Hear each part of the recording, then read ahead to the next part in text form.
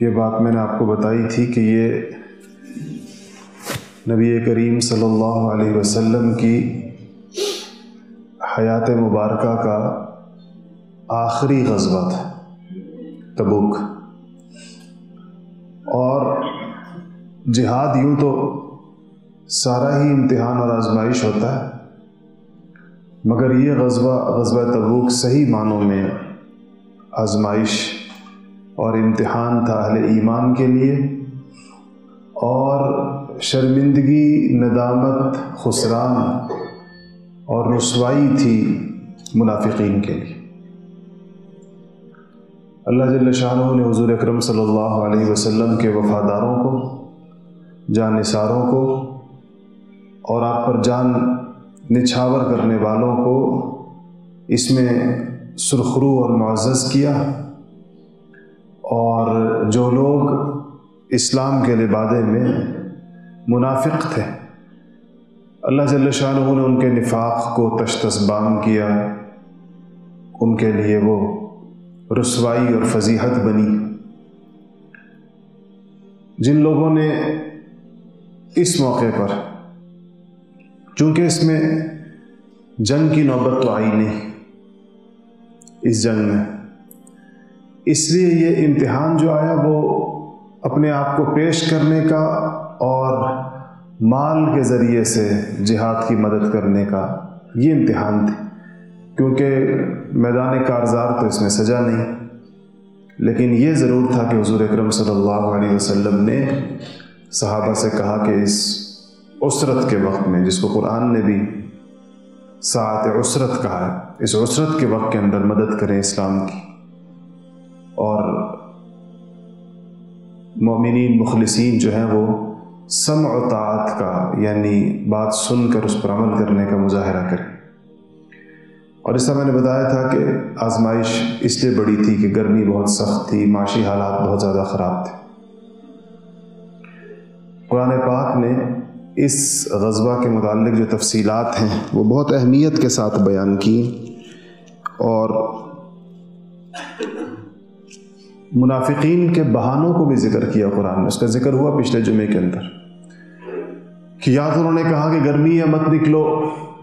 تو اللہ تعالیٰ خود ان کے بہانوں کا جواب دیتے رہے کہ اللہ نے کہا کہ جو لوگ یہ کہہ رہے ہیں کہ گرمی ہے اور نہ نکلو، ان کو بتائیں کہ جہنم کی گرمی سے کہیں زیادہ سخت ہے۔ یا انہوں نے کہا کہ ہمارے فتنے میں مبتلا ہونے کا اندیشہ ہے، تو ان کو جواب دیا گیا کہ الا فی الفتنۃ سقطوا، فتنے میں تو تم لوگ حضور اکرم صلی اللہ علیہ وسلم کو انکار کر کے یا ان کے سامنے بہانہ بنا کر فتنے میں تو واقع ہو گئے، اس سے تو اس کا خطرہ نہیں بلکہ اس میں تو لوگ پڑ گئے۔ تو اس طریقے سے یہ اس غزوے کی طرف آپ کا جانا ہوا۔ ایک حدیث اس موقع سے ایک اور مناسبت رکھتی ہے جو شاید آپ کی نظر سے کبھی گزری ہو، جس میں نبی کریم صلی اللہ علیہ وسلم نے سیدنا علی کرم اللہ وجہ کو گھر والوں کے لیے پیچھے بھیجا تھا، چھوڑا تھا اپنے گھر کے لیے، جس طرح ایک مرد کی ضرورت ہوتی ہے، تو علی رضی اللہ تعالیٰ عنہ کو آپ نے پیچھے بھیجا تھا کہ وہ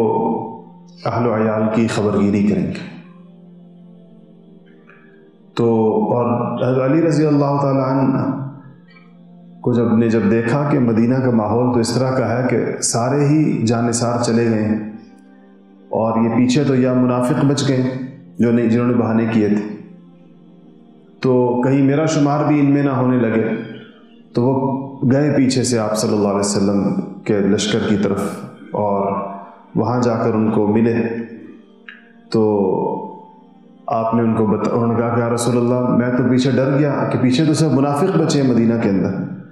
تو مجھے بھی آپ نے چھوڑا پیچھے۔ تو اس موقع پر آپ نے فرمایا کہ انت منی بمنزلۃ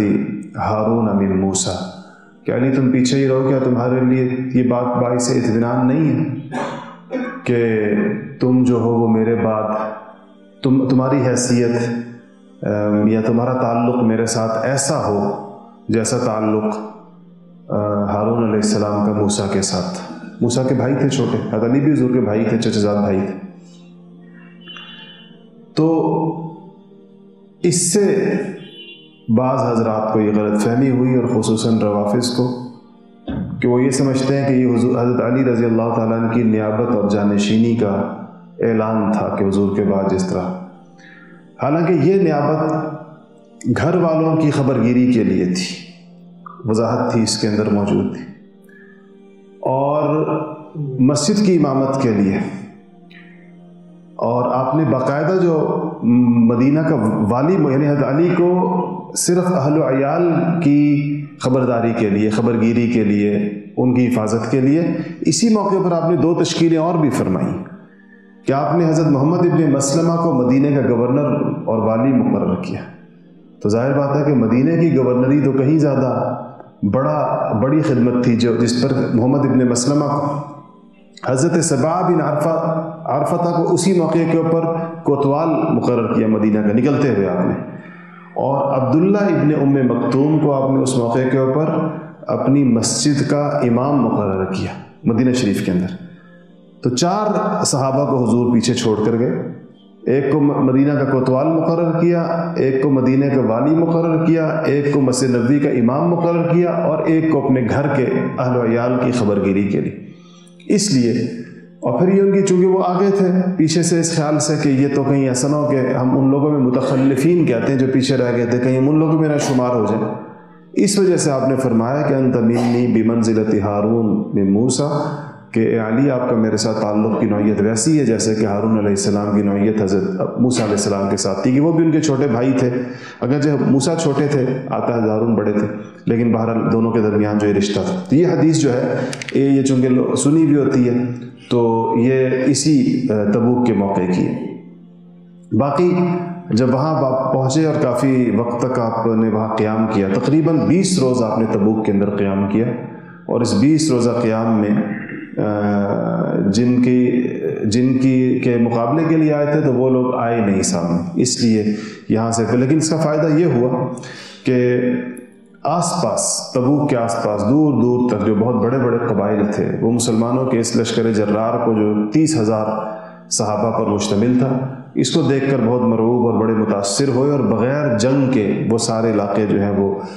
اسلام کی گود کے اندر آ گئے، اور وہاں سے آپ نے مختلف چھوٹی چھوٹی مہمیں اور بھی روانہ فرمائیں۔ ایک مہم آپ نے حضرت خالد ابن ولید کو تقریباً 400-450 سواروں کا دستہ دیا، اور دومت الجندل ایک جگہ ہے وہیں تبوک کے قریب تھی، وہاں کا ایک فرما روا تھا جو ہرقل کی طرف سے ہی تھا، قیصر کی طرف سے۔ تو آپ نے خالد ابن ولید سے کہا کہ جاؤ اس کے پیچھے، اور اس کو عقیدر نام تھا اس کا، کہ وہ تمہیں شکار کرتا ہوا ملے گا، اور اس کو تم کوشش کرو کہ زندہ گرفتار کر کے لے آؤ اس حکمران کو، اگر وہ انکار کر دے تو پھر اس کو قتل کر دینا، آنے سے انکار کر دے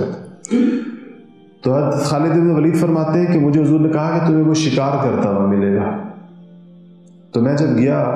تو مجھے پتہ چلا کہ اس حکمران کا جو علاقہ ہے وہ قلعہ بند علاقہ ہے، قلعے کے اندر وہ ہے، اور قلعے کے دروازہ بند ہے، اور رات کا وقت ہے، اور یہ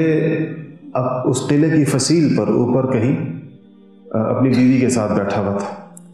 گانا سن رہا تھا، اس کا گانا چل رہا تھا، وہاں پر لونڈیاں گانا گا رہی تھی۔ تو خالد ابن ولید جیسے ہی وہاں پہنچے تو ان سے پہلے ایک عجیب واقعہ رونما ہوا کہ ایک نیل گائے جنگل سے نکل کر آئی، اور اس نے آ کر قلعے کے دروازے کو آ کر ٹکر ماری۔ اس نے اوپر سے دیکھ لیا کہ ادھر نے کہ نیچے نیل گائے آئی ہے، تو اس نے ایک دم وہاں سے اٹھا اور اس حصے کہ میں جا کر اس کا شکار کرتا ہوں۔ تو حضور نے کہا تھا تمہیں وہ شکار کرتا ہوا ملے گا، تو اس نے جیسے ہی نیل گائے نے اس کو ٹکر ماری دروازے کو، تو وہ اپنی فصیل سے نیچے آیا، دروازہ کھلوایا اور کہا کہ میں اس نیل گائے جو ٹکر مار کر گئی ہے، بھاگی ہے، میں اس کو شکار کر کے لاتا ہوں۔ بار خالد ابن ولید اس کے شکار کے لیے اپنے 450 ساتھیوں کے ساتھ موجود تھے، اور جیسے ہی وہ باہر نکلا تو اس کو انہوں نے جو ہے وہ پیچھے دوڑے، اس کا بھائی تھا، اس سے مقابلہ کیا، وہ تو مارا گیا اور عقیدر پکڑا گیا۔ خالد ابن ولید نے کہا کہ اگر تم میرے ساتھ، میں تمہیں پناہ دے سکتا ہوں، اور اگر تم میرے ساتھ حضور اکرم صلی اللہ علیہ وسلم کے پاس چلنے کے لیے تیار ہو جاؤ۔ اس نے کہا ٹھیک ہے میں جانے کو تیار ہوں، زندہ اگر بجائے مارا جاؤں تو آپ اس کے پاس حضور کے پاس لے کر آئے، اور اس نے پھر بہت بڑی غنیمت کے اوپر اس نے 2000 اونٹ اور کوئی 800 گھوڑے اور 400 زرہیں اور 400 نیزے، یہ بہت بڑا سامان سمجھا جاتا تھا اس زمانے کے اندر، اس پر جو ہے نا اس نے صلح کی